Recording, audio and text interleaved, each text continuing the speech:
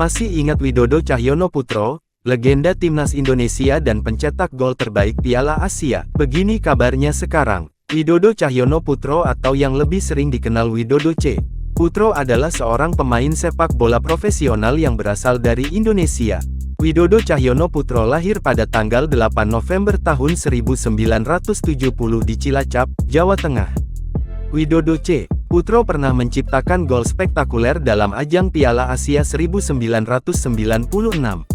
Bahkan AFC menganugerahi gol tersebut sebagai gol terbaik Piala Asia yang pernah ada.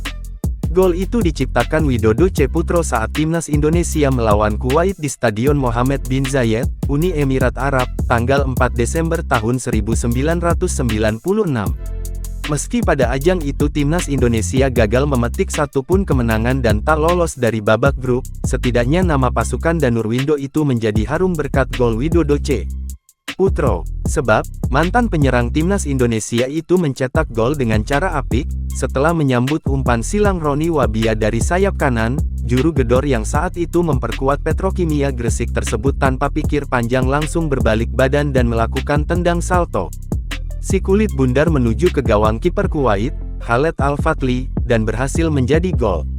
Setelah sempat tahun pindah ke Persija Jakarta hingga tahun 2002, ia pun kembali ke Petrokimia Putra Gresik hingga akhirnya ia memutuskan untuk gantung sepatu dan menjadi seorang pelatih di klub tersebut.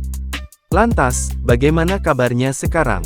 Diketahui, kini dirinya merupakan salah satu pelatih sepak bola Indonesia. Musim lalu, Widodo C. Putro sempat melatih Bayangkara FC.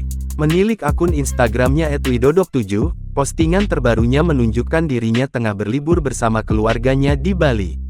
Widodo C. Putro juga terlihat mengunggah kembali beberapa momen saat dirinya berjuang di timnas.